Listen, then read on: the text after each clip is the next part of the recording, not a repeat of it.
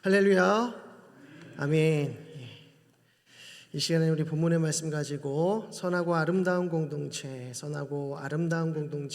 제목으로 말씀의 은혜를 나눕니다. 예수 그리스도를 믿어서 하나님의 참된 자녀가 된 이들을 가리켜서 우리는 그리스도인이라고 부릅니다. 우리가 그리스도인이 된 순간부터 우리에게는 많은 변화들이 일어나죠. 그 중에서도 가장 큰 변화는 우리가 그리스도의 몸, 그리스도의 지체가 된다는 것입니다. 물론 어떤 이들은 교회에 정식으로 등록하지도 않았고 또 세례나 입교를 받지 않아서 세례교인이 아닐 수 있습니다. 그러나 그 10년 가운데 그리스도를 향한 참된 믿음이 있다면 그는 분명히 그리스도인이며 그 자체로 그리스도의 몸이요 지체가 되는 것입니다. 그리스도인들을 우리는 성도라고 부르는데요, 성도라고 하는 부르는 이유도 바로 여기에 있습니다. 성도란 믿는 무리라는 뜻입니다. 믿는 무리, 복수형입니다.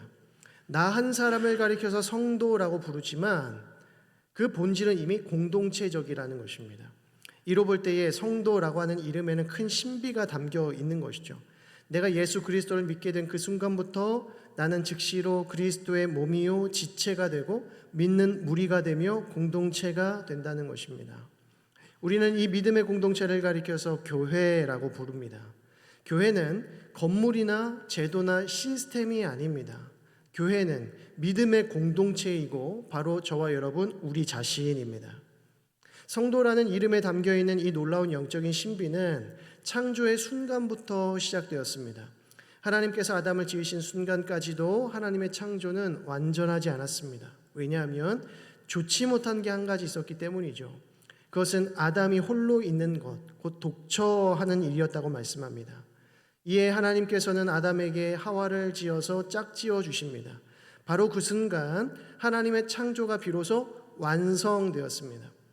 아담과 하와가 서로 연합한 순간 하나님이 창조하신 모든 세계는 하나님 보시기에 그냥 좋은 것이 아니라 어떻게 좋았다고요?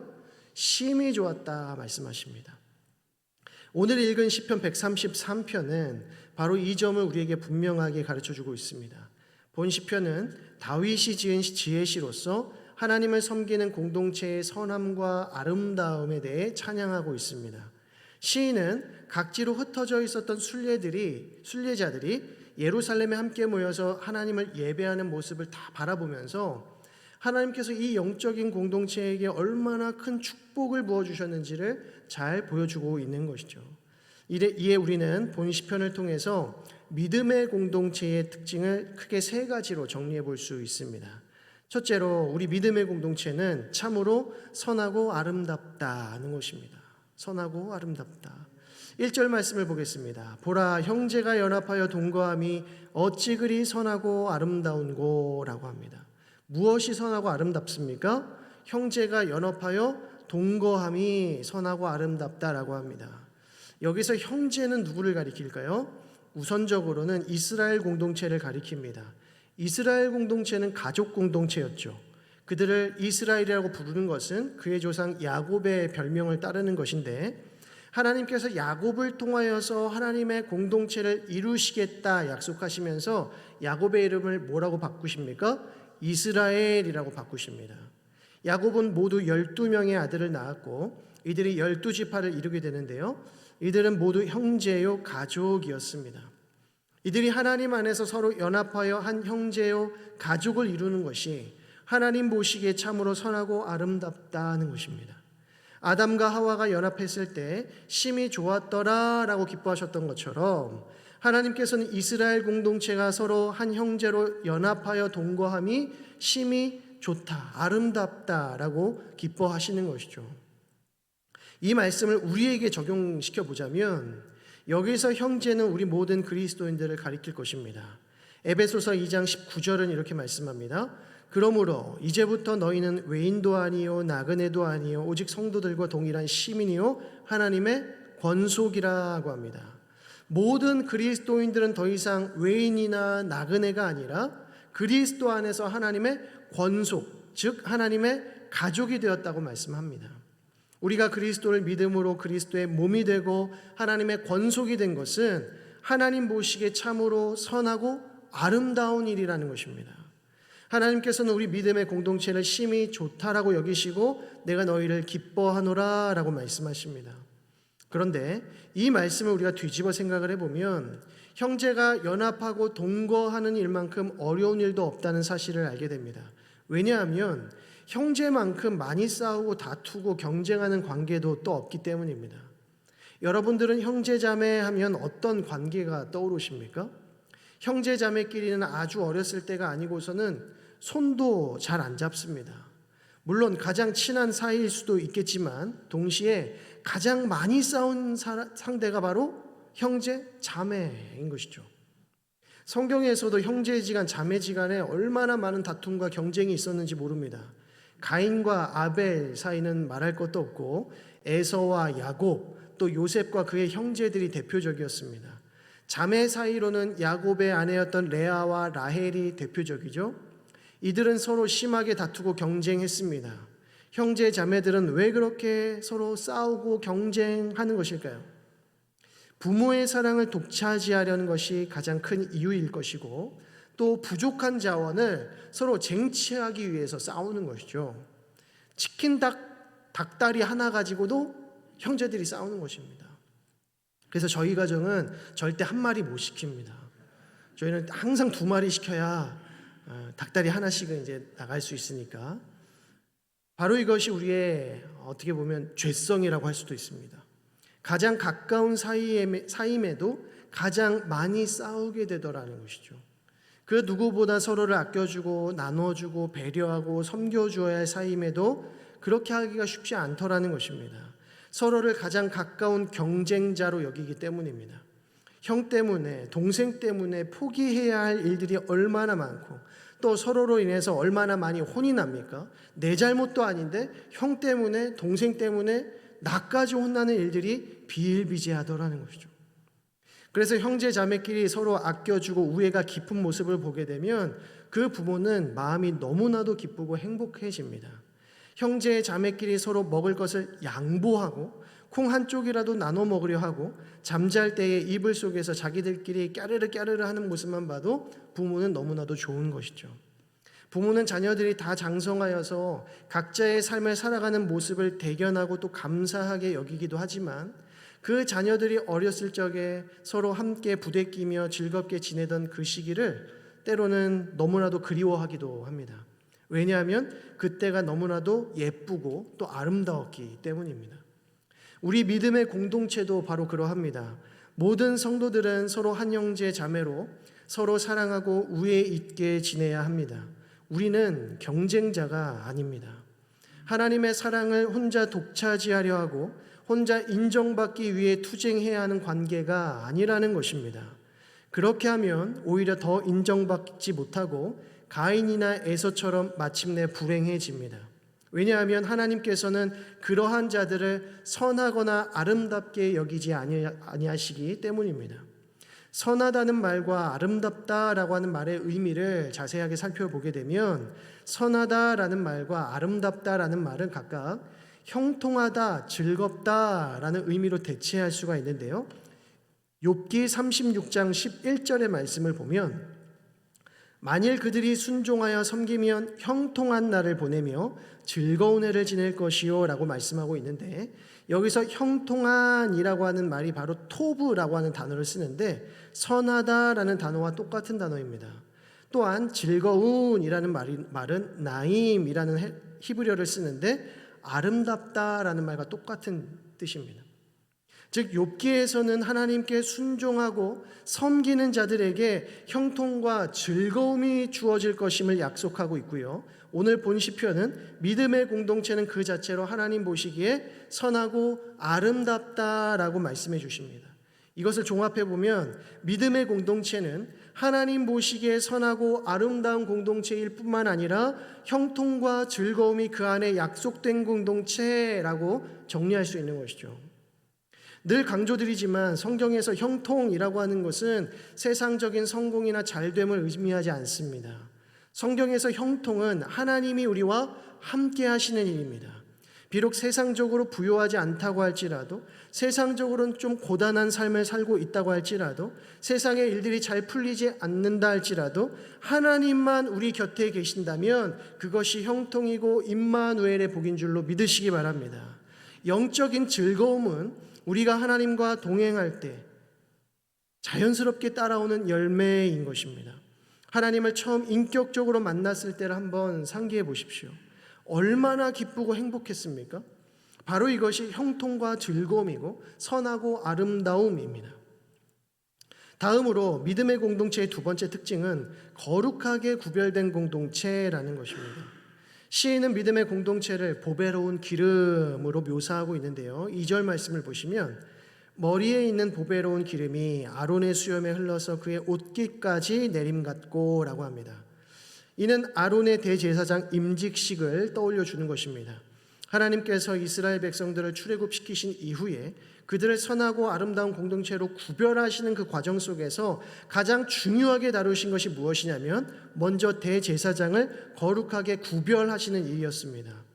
하나님께서 구별하신 관유는 말 그대로 머리 위에 부어 바르거나 뿌리는 기름으로써 향료를 섞어서 만들게 됩니다. 이 기름은 감람류에 모략과 육개와 창포와 계피 등의 향품을 섞어서 만들게 되는데, 이 관유는 주로 제사장을 거룩하게 구별하기 위해서 사용되었고 성막이나 증거궤 또 성막의 기구 등에 뿌려지게 됩니다.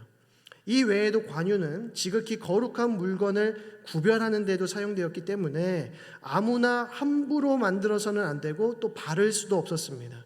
오직 제사장만이 관유를 관리할 수 있는 거룩한 기름이었다는 것이죠. 아론과 그의 아들들이 기름 부음을 받는 장면은 출애굽기 40장에 등장을 합니다. 출애굽기 40장을 보게 되면 성막을 다 제작을 하고 나서 하나님께 봉헌하는 봉헌식이 등장을 하는데요. 성막 봉헌의 하이라이트, 그 정점은 다름 아니라 제사장 임직식이었습니다. 그래서 출애굽기 40장 13절을 보면 아론에게 거룩한 옷을 입히고 그에게 기름을 부어 거룩하게 하여 그가 내게 제사장의 직분을 행하게 하라 라고 합니다. 향기가 가득한 관유가 대제사장 아론에게 부어지는 광경을 한번 상상해 보십시오. 아론의 머리에 부어진 관유는 머리에서부터 그의 수염을 지나서 그의 옷깃까지 흘러내렸다고 합니다. 관유의 향기가 주위에 있던 백성들에게 흘러갔을 것입니다. 그리고 그 향기는 임직식 그 현장에 가득했을 것입니다. 마침내 모든 봉헌식 순서가 끝났을 때에 그 자리에 놀라운 광경이 펼쳐지죠. 출애굽기 40장 34절을 보면 구름이 회막에 덮이고 여호와의 영광이 성막에 충만하매라고 합니다.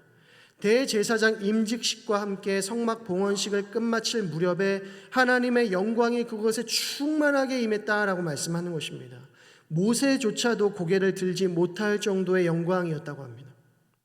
믿음의 공동체가 바로 이와 같다는 것이죠.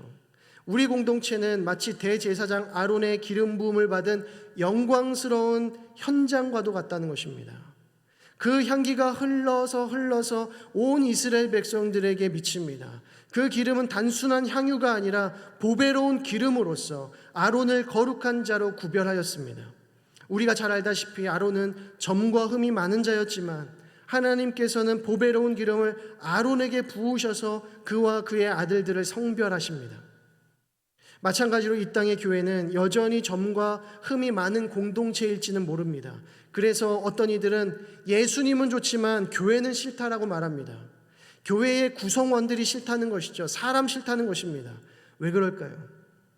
하나님 믿는다고 하면서 일상에서의 삶은 불신자들과 전혀 다를 것이 없는 삶을 살기 때문일 것입니다.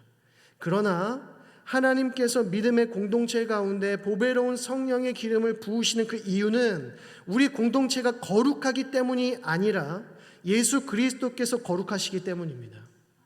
그리고 교회는 예수 그리스도를 믿는 그 믿음 안에서 그리스도와 연합을 이루게 됩니다. 이에 하나님께서는 그리스도의 공로에 힘입어 우리를 거룩하다고 여겨주시는 것이죠. 여겨주시는 것입니다. 바울 사도는 이렇게 고백합니다. 나를 능하게 하신 그리스도 예수 우리 주께 내가 감사함은 나를 충성되이 여겨 내게 직분을 맡기심이니. 바울 사도가 처음부터 그리스도께 충성했기 때문에 그에게 사도의 직분을 주신 것이 아니었습니다. 그는 그 다음 구절에서 이렇게 시인하고 있지 않습니까? 내가 전에는 비방자요 박해자요 폭행자였으나 도리어 긍휼을 입은 것은 내가 믿지 아니할 때에 알지 못하고 행하였습니다. 바울 사도가 사도로 부르심을 받은 때에는 놀랍게도 그가 비방자였고 박해자였고 폭행자로 있었을 때라고 말씀합니다. 그에게는 사도가 될 만한 그 어떤 자격이나 조건이 없었다는 것입니다. 그러나 그리스도께서는 그런 그에게 먼저 찾아가시고 도리어 그에게 긍휼을 베풀어 주셔서 그를 충성되다라고 여겨주셨습니다. 이로써 그의 평생을 그리스도의 사도로서 불같이 살다 가게 하신 것이죠. 우리는 점도 많고 흠도 많았던 이스라엘 공동체 가운데 하나님께서 친히 영광 중에 임하셨다는 사실을 기억해야 할 것입니다. 그 이유는 하나님께서 이스라엘 공동체를 하나님의 주권 안에서 택정하시고 거룩하다 여겨주시어서 성별하셨기 때문입니다. 교회 공동체가 그토록 흠도 많고 점도 많음에도 불구하고 왜 여전히 선하고 아름다운 공동체일 수 있는가? 우리가 선하고 아름다워서가 아니라 우리를 사랑하사 우리 가운데 보내신 예수 그리스도께서 선하고 아름다우시기 때문입니다. 그래서 저를 믿는 자마다 거룩하다고 하시고 선하고 아름답다 여겨주시는 것이죠. 마지막 세 번째로 믿음의 공동체는 생명력이 넘치는 공동체입니다. 다윗은 이스라엘 공동체를 설명함에 있어서 또 하나의 비유를 더 드는데요. 그것은 바로 헐몬의 이슬입니다. 헐몬의 이슬. 3절 말씀 보면 헐몬의 이슬이 시온의 산들에 내림 같도다 라고 합니다. 곧 이스라엘 공동체의 모습이 헐몬산, 곧 헤르몬산의 이슬이 시온의 산들에 내림 같도다 라고 합니다. 헤르몬산은 팔레스틴 지역의 가장 북쪽에 위치해 있는 매우 큰 산입니다. 성경 안에서는 이 헤르몬산을 가리켜서 말 그대로 큰 산, 위대한 산이라고 불렀습니다. 팔레스틴 지역의 메마른 대지를 적시고 또 식물들을 자라게 하는 것은 지중해의 바닷물이나 갈릴리의 호숫물이나 요단강물이 아니었습니다. 헤르몬 산에서부터 내리는 이슬이었습니다. 헤르몬의 이슬은 그야말로 메마른 것들을 살리는 생명수가 된 것이죠. 사실 이 헤르몬 산의 이슬이 시온산이 어디입니까? 예루살렘이죠. 예루살렘까지 흘러내린다는 것은 현실적으로 불가능합니다. 왜냐하면 그 거리가 서울에서부터 부산의 거리를 좋게 넘어서기 때문입니다. 마치 북한산에 있는 이슬이 부산에까지 이르러서 마른 대지를 적신다? 이것은 약간 어려움이 따르는 것이죠. 따라서 이 비유는 영적인 의미로 해석해야 하는 것입니다.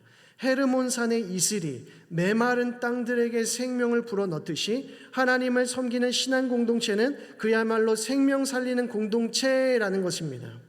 이런 의미에서 서울에 있는 은평구에 있는 가련동에 있는 우리 경신교회가 저 부산까지 선한 영향력을 미칠 수 있다라고 하는 것은 믿음으로 받을 수 있는 것입니다.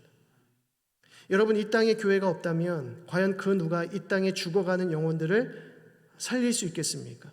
누가 그들에게 복음을 전파하고 누가 그들에게 구원을 선포할 수 있겠습니까? 예수님께서 승천하실 때에 당신의 제자들에게 이렇게 명령하십니다. 마태복음 28장 19절에 그러므로 너희는 가서 모든 민족으로 제자를 삼아. 너희는 가서라고 합니다. 또 사도행전 1장 8절에 오직 성령이 너희에게 임하시면 너희가 땅 끝까지 이르러 내 증인이 되리라 하시니라 합니다. 어디까지 이르라고 말씀하십니까? 땅 끝까지. 여기서 예수님께서는 제자 공동체를 향하여서 너희는 모든 족속으로 가서라고 합니다. 가라라고 하십니다. 어디까지 가라고 하십니까? 땅 끝까지 이르러라고 하십니다. 제자 공동체의 가장 첫 번째 사명은 세상을 향해 나아가는 것입니다. 마찬가지로 예수님의 제자 공동체의 사명을 계승한 우리 교회 공동체가 아니고서는 이 세상을 향하여 나아갈 자들이 없는 것입니다. 그래서 바울 사도는 이사야의 말씀을 빌려 이렇게 선언합니다. 로마서 10장 15절 말씀. 보내심을 받지 아니하였으면 어찌 전파하리요? 기록된 바 아름답도다. 아름답도다 좋은 소식을 전하는 자들의 발이여 함과 같으니라. 생명 살리기 위하여 복음 들고 세상을 향해 나아가는 발걸음이야말로 참으로 선하고 아름답다라고 말씀하십니다. 세상을 향해 나아가는 저와 여러분 되기를 간절히 소망합니다. 저와 여러분들의 그 발걸음이 참으로 선하고 아름다운 줄로 굳게 믿으실 수 있기를 바랍니다. 왜냐하면 우리는 생명 살리는 사람들이기 때문입니다. 은과 금이 아니라 나사렛 예수의 이름을 들고 나아갈 때에 하나님은 우리의 발걸음을 참으로 복되게 하시고 세상을 살리고 변화시키는 축복의 통로로 사용하실 줄로 믿으시기 바랍니다. 하나님께서는 바로 이러한 공동체에게 놀라운 복을 예비해 놓고 계시는데요, 우리 3절 말씀을 같이 읽어보도록 하겠습니다. 오늘 본문 3절 말씀 같이 읽습니다. 시작. 헐몬에 있으리 시온의 산들에 내림 같도다. 거기서 여호와께서 곧 영생이로다. 아멘. 형제가 서로 연합된 공동체, 거룩하게 구별된 공동체, 생명력이 넘치는 공동체에는 하나님의 영생의 복이 약속되어 있는 줄로 믿으시기 바랍니다. 영생은 우리 믿음의 공동체에게 주어지는 최종적 축복이고 최고의 축복입니다. 바울 사도 역시 이 영생의 축복을 자신의 최종적 면류관이라고 했습니다. 그런데 그것은 자기 자신만 받는 것이 아니라 주님 만날 날을 고대하는 모든 자들에게 주어지는 것이라고 선언합니다. 디모데 후서 4장 8절 말씀에 이제 후로는 나를 위하여 의의 면류관이 예비되었으므로 주곧 의로우신 재판장이 그날에 내게 주실 것이며 내게만 아니라 주의 나타나심을 사모하는 모든 자에게도니라. 영생은 주의 나타나심을 사모하는 모든 자들, 곧 서로 연합하여 동거하는 믿음의 공동체에게 주어진다는 것입니다. 또 영생은 하나님께 거룩하게 구별되어서 하나님의 영광을 위해 살아가는 모든 자들에게 주어지는 것입니다. 그리고 영생은 생명 살리기 위하여 자기 자신을 헌신하는 모든 자들에게 주어집니다. 이 사실을 기억하시고 우리 믿음의 공동체 안에서 선하고 아름다운 삶, 형통하고 즐거운 삶을 살아가는 저와 여러분 되기를 간절히 소망합니다. 말씀을 맺겠습니다. 히브리서 기자는 오늘 시편의 말씀을 잘 요약해주고 또 정리해줌과 동시에 탁월한 적용을 내려주고 있습니다. 히브리서 10장 21절에서 25절의 말씀을 보시면 또 하나님의 집 다스리는 큰 제사장이 계시매 우리가 마음의 뿌림을 받아 악한 양심으로부터 벗어나고 몸은 맑은 물로 씻음을 받았으니 참 마음과 온전한 믿음으로 하나님께 나아가자. 또 약속하시는 이는 미쁘시니 우리가 믿는 도리의 소망을 움직이지 말며 굳게 잡고 서로 돌아보아 사랑과 선행을 격려하며 모이기를 패하는 어떤 사람들의 습관과 같이 하지 말고 오직 권하여 그날이 가까움을 볼수록 더욱 그리하자라고 합니다. 우리 믿음의 공동체인 교회는 우리의 대제사장이신 예수 그리스도께서 다스리시는 공동체입니다. 그래서 우리는 예수 그리스도를 힘입어서 담대하게 하나님께 나아갈 수 있는 것입니다. 그러나 우리는 나 홀로 하나님께 나아가지 아니하고 공동체로서 하나님께 나아가는 것입니다. 그래서 우리는 나 자신만이 아니라 서로 돌아보아야 하는 것이고 격려해야 하는 것이고 힘써 모여야 하는 공동체인 것입니다.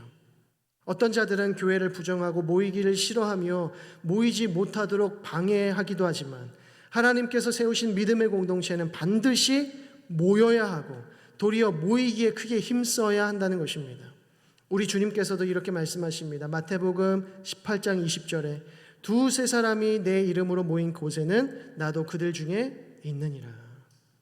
두세 사람이 주님의 이름으로 모인 공동체에는 반드시 우리 주님께서 함께 하시기 때문에 참으로 선하고 아름다운 공동체임을 늘 기억하시고 더욱 힘써 모이시는 저와 여러분 되기를 주님의 이름으로 간절히 축원드립니다. 기도하겠습니다. 하나님 아버지 은혜와 사랑을 감사드립니다. 이 오후의 시간에도 우리를 귀한 은혜의 자리로 불러 모아주시고 하나님의 말씀으로 덧입혀 주시니 감사드립니다.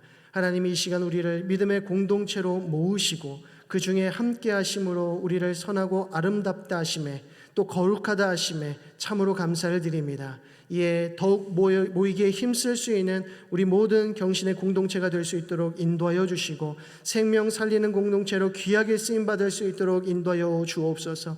우리 공동체 가운데 들어오는 모든 사람들이 하나님의 생명을 얻을 수 있도록 인도하시고 하나님을 만날 수 있도록 인도하시고 형통과 즐거움 가운데 하나님께 영광 올려드리는 귀하고 놀라운 역사가 임하게 하여 주옵소서. 새롭게 시작되는 이 한 주 가운데 주님 함께하여 주시옵소서. 주시고 말씀을 통하여 기도를 통하여 우리와 함께 하시는 하나님과 늘 동행하는 복된 인생 살게 하여 주옵소서.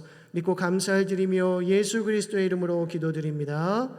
아멘. 교회 소식 전해드리겠습니다.